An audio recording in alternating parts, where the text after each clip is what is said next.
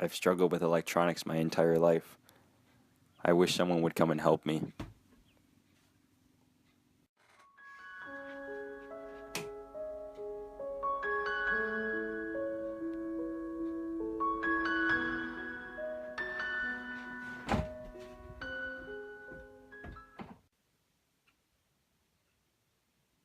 Why isn't the flashlight working?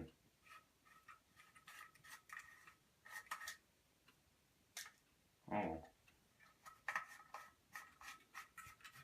That should be better.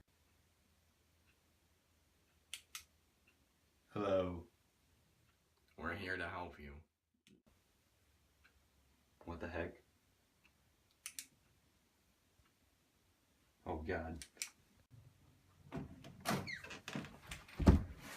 Where do you think you're going?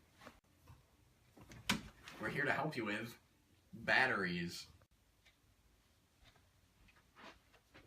Hey, what seems to be the problem? I just don't know why it isn't working. Yeah, let me see that. Alright, so the bulb's working, so it's probably the batteries.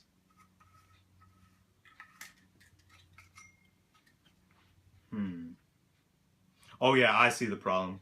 So you put two positive ends of the batteries facing the same direction, so the current's not going to flow. I just don't know why that doesn't work. Now you see, there's a very simple way to explain this. For example, look at this diagram right here. Electrons like to flow from the anode to the cathode. And if you have two batteries facing the same direction, the electrons can't flow properly, so the bulb won't light in the flashlight. Oh. Okay. I just wish I had a better understanding of how batteries work. Well, you see, I'll help you with that.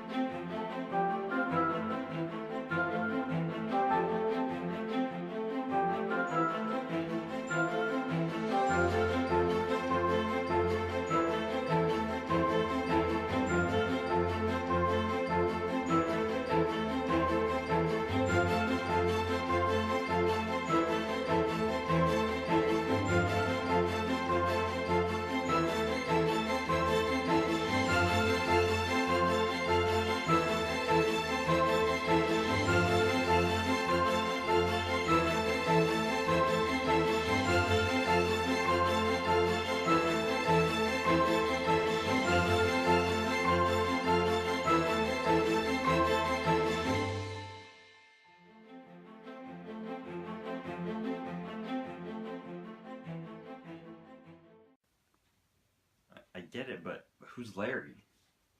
No one cares about Larry! Okay. Hey look, you fixed the flashlight. Yay. Why isn't it working?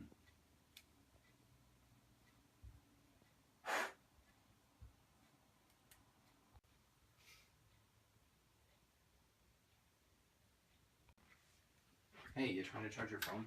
Yes. Oh, you see, all I gotta do is plug it in. Hey, it worked. But why does it have to be connected? In order for the electrons to flow from the outlet to the battery, it has to make a circular path called a circuit. I'm just having trouble visualizing this.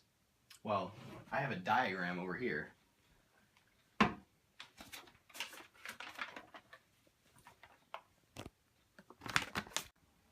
Alright, so this diagram right here will help you visualize your problem. So earlier, you didn't connect the cable to the outlet, which meant that the electrons could not flow all the way around the loop, and they couldn't complete the circuit. And if there is a break somewhere in the circuit, this is called an open circuit. So since the electrons can't flow, they won't be able to charge your device. But now if we replug the cable back into the outlet, now the electrons have a pathway to go from the anode to the cathode all the way around the circuit. And this is called a closed circuit. So when the circuit is closed, that means that your phone is able to charge properly. I understand now. Mr. Battery Man, why can I recharge my phone, but not this battery? Oh, you need help understanding that? Here, sit down, I can help you. Here, let me see those things. Alright, so, let's see what we have here. Alright, so the battery you have inside of your phone is a rechargeable battery, whereas the one you have here is a disposable alkaline battery. But why does that matter, Mr. Battery Man? So you see, in this disposable battery we have right here, there's a certain amount of chemicals which can react to form electrons. So once those chemicals run out, then there's no more electrons produced, so the battery's not able to power anything. And the reaction can only go in a certain direction. Now you see, with your phone battery, on the other hand, there is a decent amount of chemicals inside to form a reaction. However, it lasts much longer, such as like about 10 years. And the difference is the reaction can go in both ways, forward and backwards. So for example, if your phone is discharging, which means it gives off power, then the chemical reaction goes one direction. Whereas when it's absorbing power and is getting charged, then the reaction goes in a different direction. So the battery is able to store and give off energy.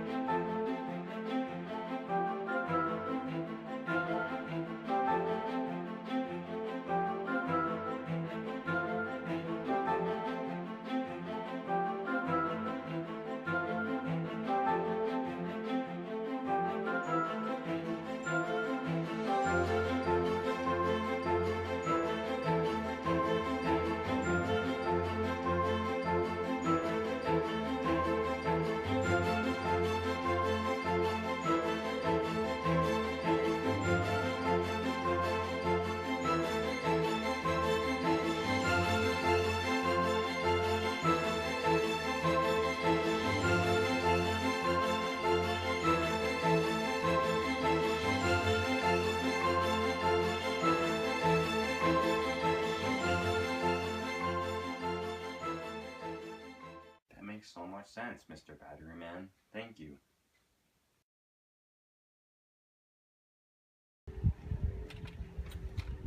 What the heck? My car won't start. Do you need some help with that? For some reason, my car won't start. Well, let's take a look around. Well, it looks like your battery must be dead. Why would it be dead? Well, you probably left the lights on. So, what should I do, Mr. Battery Man? Well, we can try to jump start it. Well, how are we gonna do that? Let me show you. Alright, so this diagram right here helps explain how to jumpstart your vehicle. So, to start off, let's describe the diagram. So, on the left we have the car, which is working completely fine, and on the right we have the dead vehicle. So the first thing you want to do is power down both vehicles. Second step is to make sure that both batteries have the same voltage. So in this case we have two 12-volt batteries. If they're not the same voltage, then you can't do a jump start because this could damage the batteries. So after that, the first thing you want to do is take your red jumper cable, connect it from the positive end of this vehicle to the positive end of this vehicle. After that, you want to take the black jumper cable and connect it from the negative end of this vehicle to a metal object which is connected to the dead car. After that, you start this vehicle and make sure all the electrons are flowing throughout the circuit. And once that's complete, you can start the dead vehicle to make sure that it runs. And if it runs, then the battery should come to about half full. And if it does start, now you just have to remove the cables in reverse order. So remove the black cable, then the red one.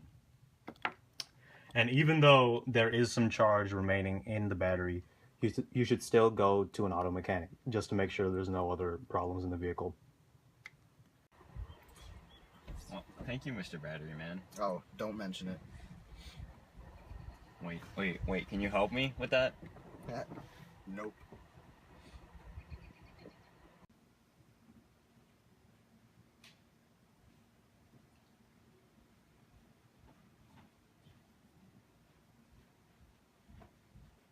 Why are you guys still here?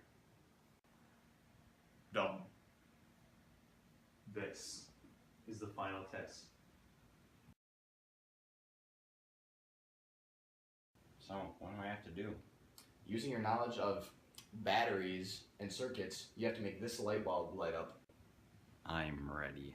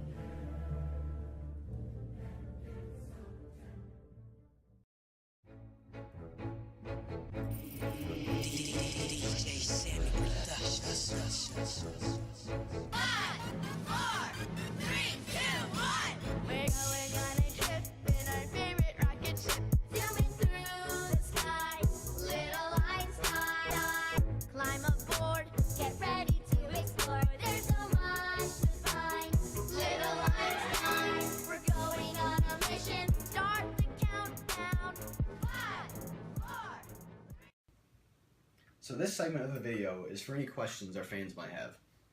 Question 1 is from user I suck at chemistry, and they said, what's the difference between amps, volts, and watts? Well, you see, the best way to answer this question is to think of electricity as a garden hose. The amount of water the hose can hold is the amperage. The pressure of the water is the voltage, and the amount of water it fills up is the wattage. Okay, our second question is from user Timothy H, and they said, what are some different types of batteries? So some different types of batteries would be nickel cadmium, lithium ion, alkaline, and lead acid. And basically each battery has its own advantages and disadvantages. For example, lithium ion batteries, which are probably the most commonly used batteries in handheld devices, are extremely lightweight, and they also have a high energy density, so you can charge them a lot. Whereas nickel cadmium batteries, for example, are not environmentally friendly at all, and they have a very low energy density.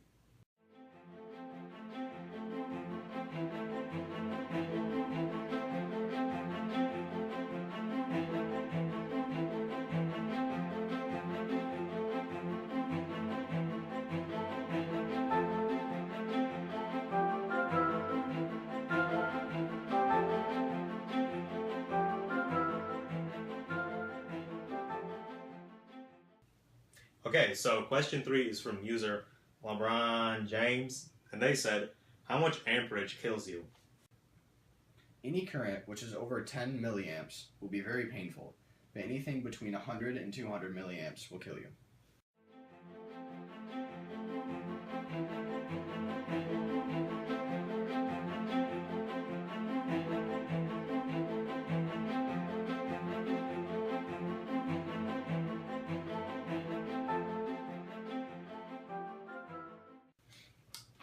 Alright, so that concludes our question and answer segment, and we hope you enjoyed this video.